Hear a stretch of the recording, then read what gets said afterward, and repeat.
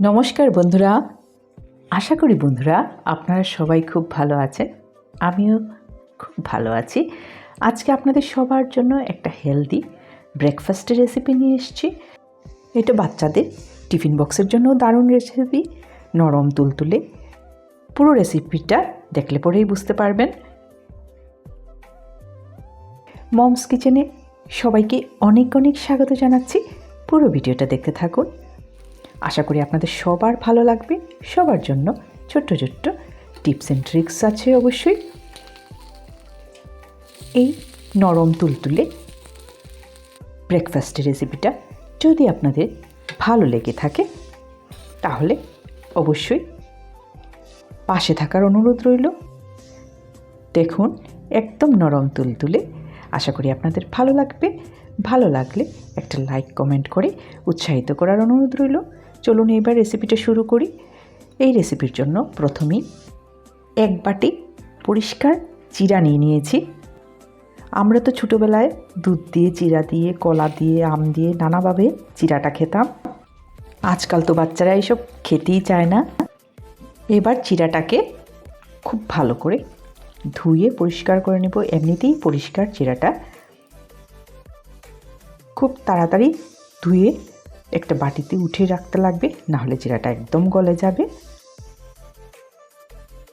এইবার এক বাটি সুজি নিয়ে নিয়েছি। পরিমাণটা আপনারা যে যতটুকু করবেন সেই অনুপাতে নেবেন। আমি এই বাটি দিয়ে একটা মেজারমেন্ট করে নিয়ে নিয়েছি। এইবার সুজিটা 1 কাপ জল দিয়ে ভিজিয়ে রাখবো 10 মিনিটের মতো। সুজিটা জলটা সক করে নেবে, তারপর দেখাচ্ছি।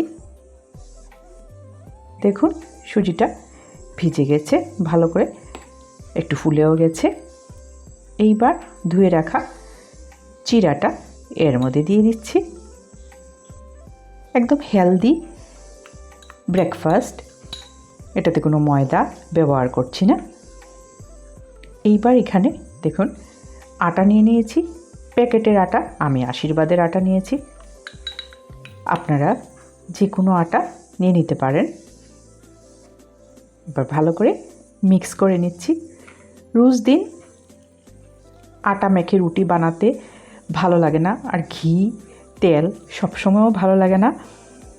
তার জন্য এইভাবে করে নিলে বেশ ভালো হয়। দেখুন, আমি অল্প অল্প করে জল মিশিয়ে নিচ্ছি। এতে জলের পরিমাণটাও আপনারা বুঝে নিয়ে দিয়ে দিবেন।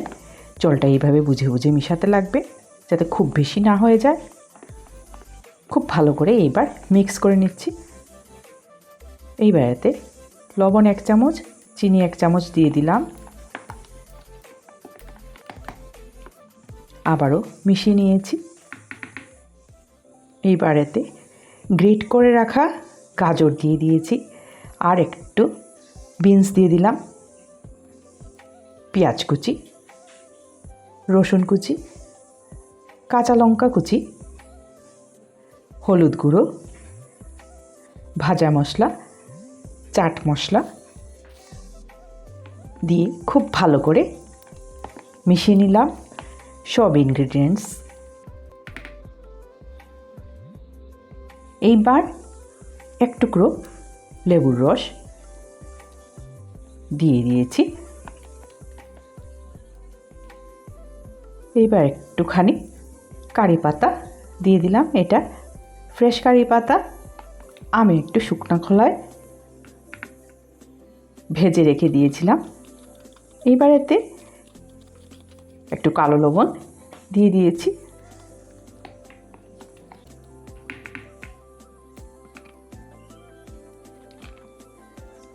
আমার মনে হচ্ছে এটা ঘন হয়েছে, একটুখানি জল দিয়ে এটা ঠিকঠাক কনসিস্টেন্সিতে নিয়ে আসছি।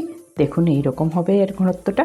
বা একটা গরম তাওয়াতে একটুখানি বাটার দিয়ে ব্রাশ করে দিচ্ছি। এই একটুখানি বাটার দিয়েই হয়ে যাবে। এবার হাতার সাহায্যে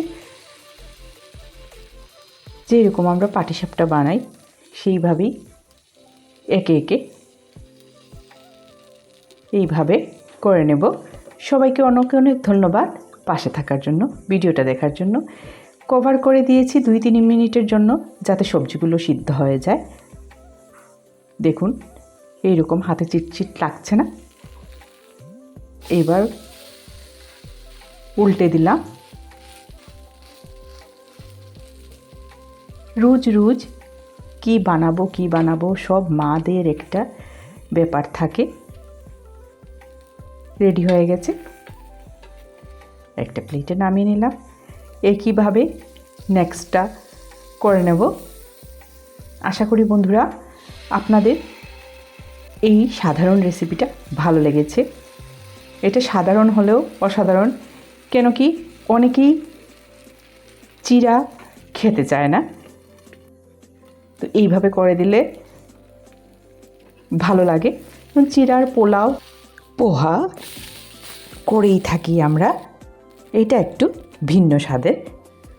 এখানে বলে রাখি, আপনারা চাইলে কিন্তু নিজের পছন্দ মতো যে কোনো সবজি ব্যবহার করতে পারবেন, আর পেঁয়াজ রসুন ছাড়াও অবশ্যই করতে পারবেন, আর খেতেও দুর্দান্ত হয়।